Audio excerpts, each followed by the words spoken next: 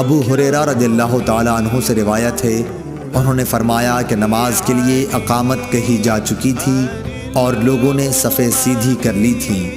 फिर रसूल करीम सल्लल्लाहु अलैहि वसल्लम तशरीफ़ लाए और आगे बढ़े, लेकिन हालत जनाबत में थे, मगर पहले ख्याल न रहा, इसलिए आपने फरमाया कि तुम लोग अपनी अपनी जगह ठहरे रहो।